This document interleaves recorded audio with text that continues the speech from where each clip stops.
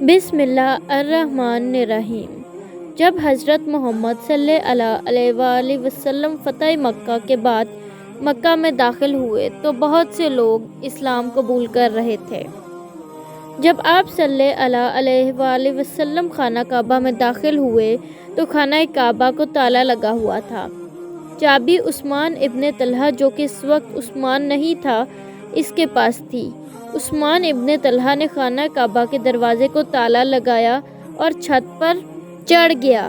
جب حضرت محمد صلی اللہ علیہ وآلہ وسلم نے چابی مانگی تو لوگوں نے بتایا کہ وہ عثمان ابن طلحہ کے پاس ہے، اور جب لوگوں نے اس کو ڈھونڈا تو وہ خانہ کعبہ کی چھت پر ملے۔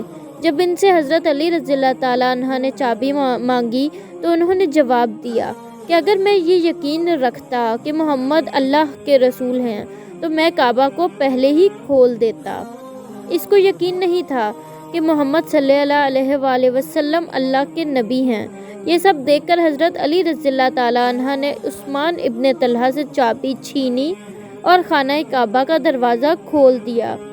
آپ صلی اللہ علیہ وآلہ وسلم خانہ کعبہ کے اندر داخل ہوئے اور 2 رکعت نماز ادا کی۔ عباس ابن مطلب، جو حضرت محمد صلی اللہ علیہ وآلہ وسلم کے چچا تھے، اس وقت وہاں موجود تھے۔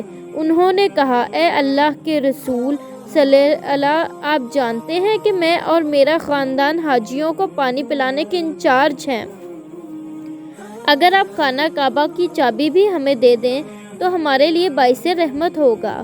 جب ضرورت ہوگی تو ہم خانہ کعبہ کا دروازہ کھول بھی دیا کریں گے اور بند بھی کر دیا کریں گے۔ اسی وقت جبرائیل علیہ السلام وحی لے کر حاضر ہوئے۔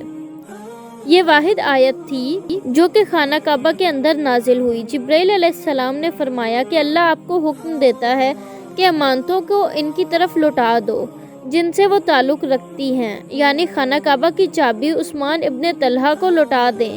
یہ سن کر آپ صلی اللہ علیہ وآلہ وسلم نے حضرت علی سے کہا کہ فوراً یہ چابی عثمان ابن طلحہ کو لوٹا دو اور نامناسب رویہ اختیار کرنے کی معافی مانگو۔ حضرت علی عثمان ابن طلحہ کے پاس گئے، انہیں چابی واپس دے دی اور اپنے رویے کی معافی مانگی۔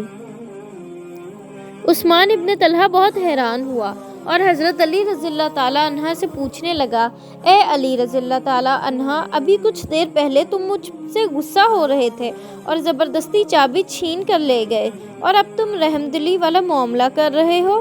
یہ سب کیا؟ تو حضرت علی رضی اللہ تعالیٰ عنہ نے فرمایا، اے عثمان، اللہ تعالیٰ نے تمہاری وجہ سے قرآن میں آیت نازل فرمائی ہے کہ امانتیں ان کو لوٹا دو، اس لیے میں یہ چابی تمہارے واپس دینے آیا ہوں۔ یہ سب کچھ دیکھ کر عثمان ابن طلحہ بہت متاثر ہوئے اور فوراً کلمہ پڑھ کر مسلمان ہو گئے۔ حضرت جبرائیل علیہ السلام دوبارہ تشریف لائے اور اس دفعہ کسی آیت کی وحی کے لیے نہیں بلکہ محمد صلی اللہ علیہ وآلہ وسلم کو ہدایت دینے کے لیے آئے تھے کہ اٹھو اور عثمان ابن طلحہ سے کہہ دو کہ خانہ کعبہ کی چابی اب قیامت تک ان کے اور ان کے خاندان والوں کے پاس رہے گی۔ آپ کو بتاتے چلیں، آج بھی خانہ کعبہ کی چابی عثمان ابن طلحہ کے ہی خاندان والوں کے پاس موجود ہے۔ سعودیہ عرب میں جائیں تو دیکھیں گے کہ اس صحابی کی فیملی کو پولیس پروٹوکول حاصل ہے اور گورنمنٹ کی طرف سے سیکیورٹی بھی دی گئی ہے۔